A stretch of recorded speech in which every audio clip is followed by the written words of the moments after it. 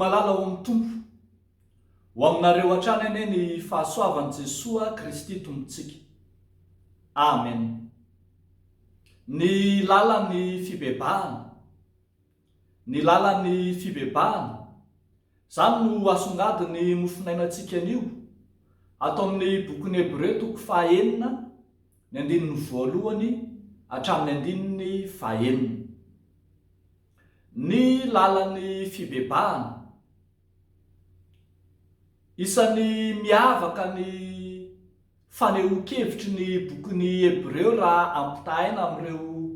epistily hafa rehetra, ary zany fihavahany bokin'ny Hebreo zany dia miteraka ady hevitra maro be nandritra ny fotoana ela be, ary betsaka mihitsy aza no nisalasala nandray azy ho soratra masina. Ny fiangonana tandrefana ohatra dia nandany fandraisana ny bokin'ny Hebreo ho anatin'ny kanona hatry ny fahagolo. Tao anatin'izany ny montanisma sy ny novasiana zay nisalasala fatratra tamin'ny fampiasana ity bokin'ny Hebreo ity, ary na tatio aoriana aza i Lutera ohatra dia nilaza fa tsy tena mifanaraka loatra tamin'ny fotom-pampianaran'ny apôstôly Paoly momba ny mahavery indray ny fahasoavana zay efa azon'ny mpino ity bokin'ny Hebreo ity, ary indrindra zay tena miteraka ady hevitra dia hito amin'ny nofinainantsika ity, ny eo amin'ny andininy fahaenina, fadimy sy ny fahaenina, ilay misy manao hoe nefa memotra dia tsy azo avozina indray amin'ny fibebahana. Araka izany dia tsy nomeny Lutera fahefana kanonika ny bokin'ny Hebreo tamin'ny voalohany, fa dia nosokajiny ho tahaka ny boky hafa rehetra fotsiny. Zany indrindra ry havako malala no tsy maintsy anazavantsika ny mahazava-dehibe ny votoatin'ity tenin'Andriamanitra ity, miresaka amintsika ny lalan'ny fibebahana, na koa raha tianao atao hoe ny lalan'ny fibebahana. Voalohany dia misy ny fanombohan'ny fibebahana, ilay ataontsika amin'ny teny tsotra sy mazava manao hoe fiovampo, ny dingan'ny fiovampo eo amin'ny fahaterahana indray. Eo dia tsy maintsy miaina tahaka ny zaza ara-panahy rehetra izay vao nifona, izay vao niovafona, izay vao nibebaka.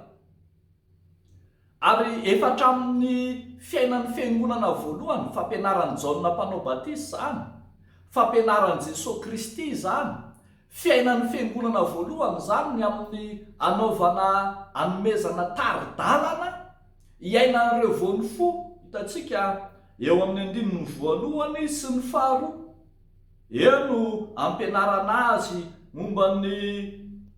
fiainana vaovao ny izay vao mibebaka, famonoana ny asa maty, finoanan'Andriamanitra, fampianarana ny amin'ny fisasana maro, ny fametrahan-tanana, ny fitsanganan'ny maty, ny fiainana rahatrizay, miresaka momba ny batisa ka moatsy ireo lesona fotom-pinoana amin'ny izay takina ho isan'ny mpandray fanasan'ny tompona leson'ny katekomenina amintsika zany rehetra zany tany amin'ny fiangonana voalohany, dia izay takina ho amin'izay hatao batisa. Zany no dingana tsy maintsy arahana ho an'izay vao mibebaka. Kanefa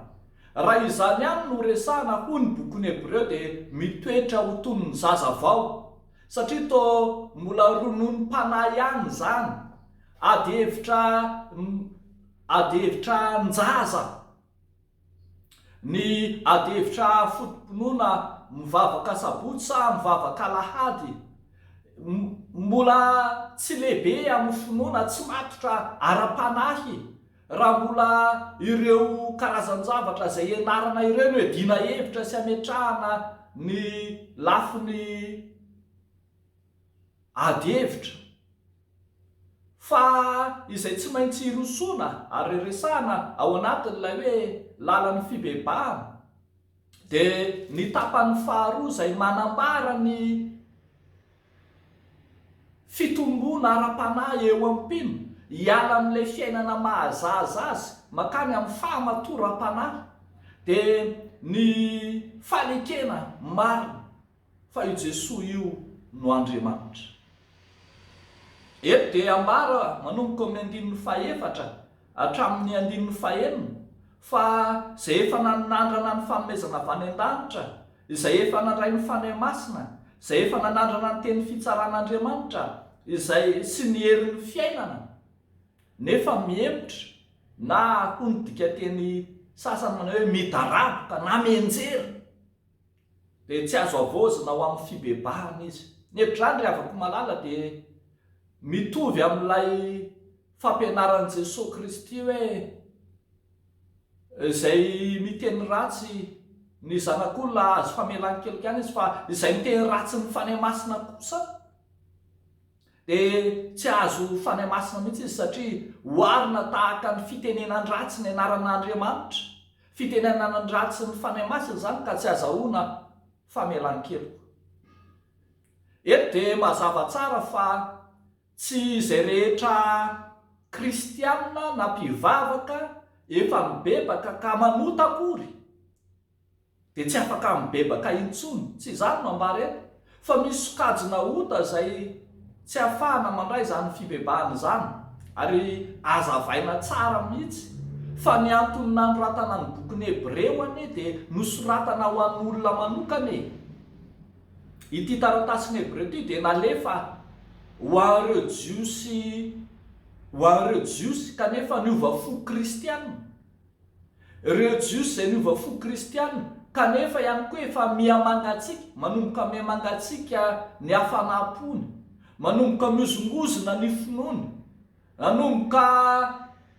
atahorana ny fandavany finoana na-kristianina na ny fandavany amin'ny Kristy, ary tao mirona makany amin'ny fiainan'ny jiosy tsy mino ary izy ireo no ampitandremony, nireo tsy afaka hibebaka intsony izy raha miala amin'ny finoana an'Andriamanitra. Ary zany no ilazana fa ny jiosy no efa nanombo an'i Kristy teo amin'ny hazo fijaliana, ka raha ny fialan'izy ireo amin'ny finoana, amin'ny fivadian'izy ireo amin'izay efa nekeny, dia filazana fa toa manombo an'i Kristy fanondroany eo amin'ny hazo fijaliana indray izy. Zany no ilazana ny bokin'ny Hebreo manao hoe tsy azo avoazina ho amin'ny fibebahana izy satria manombo ny Zanak'Andriamanitra indray amin'ny hazo fijaliana ka manao azy ho fahamenarana. Ry havako malala ao amin'ny Tompo, antoka ny famonjena miorina amin'ny fahasoavan'Andriamanitra no ampianarina ny mpino sy izay rehetra mandray ny fibebahana, fitombona amin'ny finoana, fitombona ara-panahy, miala amin'izay mahazaza voateraka makany amin'ny fahalebiazana sy ny fahamatorana no tanjon'ny soratra masina, no tanjon'ny filazantsara, tsy sanatria akory hamaritra na hametra ny isan'ny olombonjena ka isokajon'olona tsy azo vonjena, misokajon'olona tsy afaka hibebaka intsony, tsy izany loatra akory, fa ireo sokajon'olona izay miala tanteraka amin'ny finoany an'Andriamanitra, ireo izay miala tanteraka amin'ny Kristy amin'izay efa nanavaozany Fanahy Masina azy, no sarotra amin'indray ny hiverina amin'ny lalam-pibebahana raha tsy ao anatin'ny tontolon'Andriamanitra, ao anatin'ny tontolon'ny finoana izy. Ny olona any ivelany dia tena sahirana hibebaka satria tsy ao ilay Fanahy Masina izay ampahatsiaro ny fahotana, tsy manana ny fanahin'i Kristy izay ilaza aminy sy anambara aminy ny fahadosoana izy, ka dia kely ny fanantenana ny amin'ny lalana izorany makany amin'ny fibebahana. Manao kosa ry havako malala, isaorana an'Andriamanitra lehibe nefa nanekenao hibebaka, fa isaorana an'Andriamanitra lehibe ihany koa ny amin'izay andraisanao ny Fanavao zany Fanahy Masina mandrakariva, fa izay nomen'Andriamanitra anao ary dia hazony raiso tehirizo itombohy mandrakariva, ka aoka tsy ho zazavao amin'ny finoana intsony, tsy ho katekomenina lalandava, fa hioatra noho izany, tsy ho vombebaka foana isan'andro vaky zao, fa ho zanaky ny finoana marina, lay tsy azo ozongozonina, lay efa manana finoana tafalatsaka miolopaka ao anaty, ka na inona idona na inona itranga tsy iteny, tsy anambara manao hoe ho an-drareo mpivavaka zany, fa ianao ihany koa lay mpivavaka izay engagé mifamato-piainana tamin'i Kristy, ka afaka manao fanampy amin'ny finoana kristianina izay efa nekenao. Raha miala amin'ny finoana dia miala amin'ilay fanomezan'Andriamanitra izay efa nomeny tao amin'i Kristy, fa ho anao tehirizo izay fahasoavana efa nomeny tompo anao, ny fanadiovana efa nanadiovana ny Fanahy Masina anao, ny famonjena izay efa natolo Jesosy Kristy teo amin'ny hazo fijaliana ho anao. Dia n'Andriamanitra irery ny voninahitra. Amen. Ivavaka isika ry avana. Isaoranay ny anaranao Andriamanitra tsy tolay Andriamanitra tian'ny olona rehetra ho vonjena, tsy fonao isovery zay na dia iray aza, fa ny alanay amin'ny fahotanay mba hibebaka izahay, dia ho raisinao amin'ny fanjakanao, misaotranao ny amin'ny hitehirizanao sy ampianaranao anay ny lalan'ny finoana, ny lalana tsara ny finoana izay mitondra anay ho amin'ny fahatsaranao. Ankehitriny miaina zao volana vaovao amin'ny fibanjina loha hevitra vaovao, Manavao ny Fanahy Masina, dia mba ho avozonao ny fiainanay tsiraray avy, ho avozonao ny fiaina tokantranonay, ho avozonao ny fiainan'ny fanomponay, ny fiainan'ny fiarahamonina misy anay, ny fiainam-pirenenay, ny fiainan'ny fiangonana misy anay, ary ho avozonao ny asa mandraranay amin'izao herinandro vaovao diavina izao. Dia amin'ny anaranao Jesosy